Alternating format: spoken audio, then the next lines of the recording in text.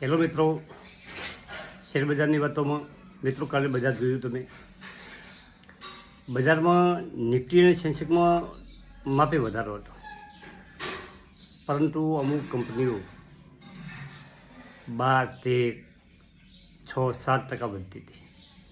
અને એમાં રેલવેના શેરો જે ખૂબ ઘટ્યા હતા અને ધીમે ધીમે રિકવર થઈ રહ્યા છે. અને કાલે અમુક કંપનીઓ રેલવેની ખૂબ વધારો થયો. અને તમારા પોર્ટફોલિયોમાં 15-20 શેર હોય અને એમાં આવી 2-4 કંપનીઓ સડસડાટ વધવા મળે તો પોર્ટફોલિયો રંગીન બને મિત્રો. હવે થોડી બજારની વાત કરીને પછી એ શેરોની વાત કરવી છે કે સેન્સેક્સ 81,000 એટલે કે 80,998 ઉપર બંધ થયો, 260 પોઈન્ટનો વધારો.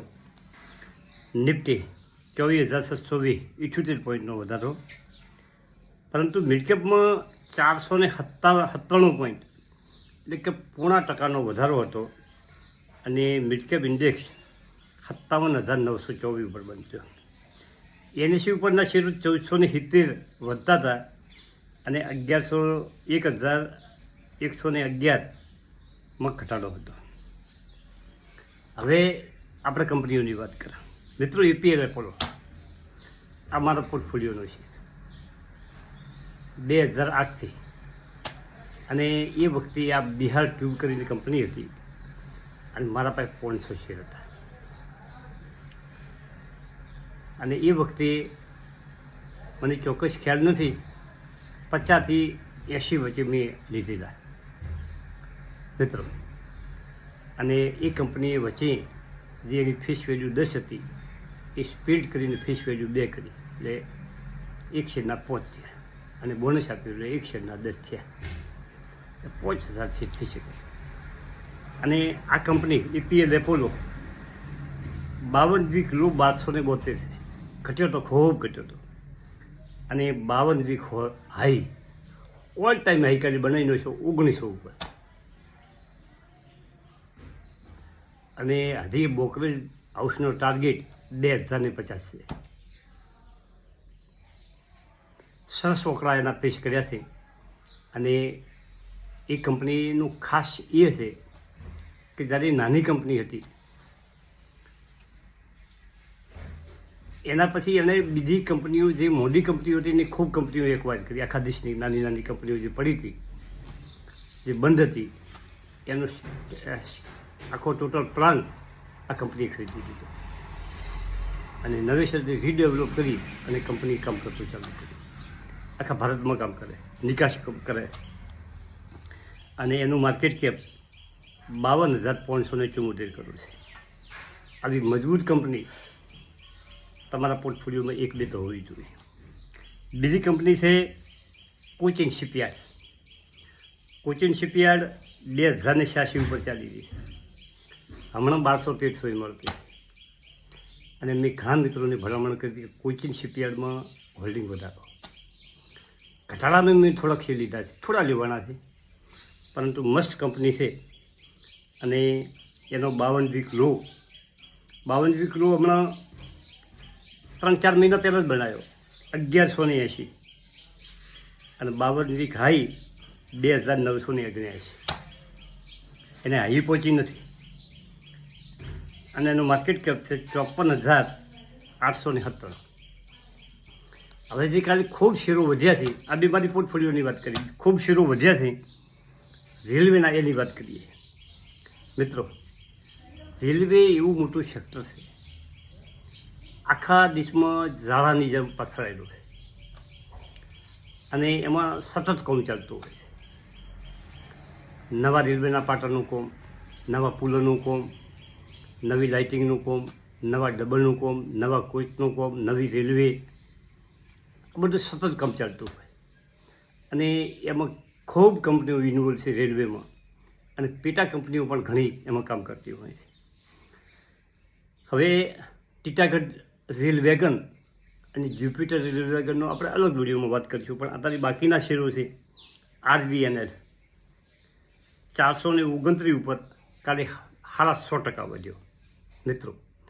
અને વધવામાં તો ખાલી ઇરકોન ઇન્ટરનેશનલ 13% વધી અને 220 ઉપર બંધ રહ્યો. મિત્રો રેલટેલ 380, 11% ખાલી વધારો. IRFC 3.5% વધારો. મિત્રો ટેક્સ બાકો રેલ 8% વધારો. રેલવેની મોટાભાગની કંપનીઓમાં કાલે 3થી મોડી અને 13% સુધીનો વધારો જોવા મળ્યો. આ સિવાય તળિયાના ભાવે પડ્યા અને આવનારા સમયમાં ડિફેન્સ અને રેલવે જે ઘટ્યું છે ખૂબ એ નીચેથી વધવાની કોશિશ કરી રહ્યું છે. ડિફેન્સ વધી ગયું. પાકિસ્તાનની જે આપણી થોડીક જે યુદ્ધની પરિસ્થિતિને કારણે ડિફેન્સમાં ખૂબ વધી ગયું, પરંતુ રેલવે વધવાની કોશિશ કરી રહ્યું છે. હવે લોકોને એવું છે કે આ રેલવે સેક્ટર હજી જે પડ્યું છે, સુસ્ત પડ્યું છે, એમાં લોકો પોઝિશન બનાવવાની કોશિશ કરે. તમારે બીજા શેરો તમને ગમે કે ના ગમે, પણ આ 3 સેક્ટર જે છે રેલવે, ડિફેન્સ અને પાવર,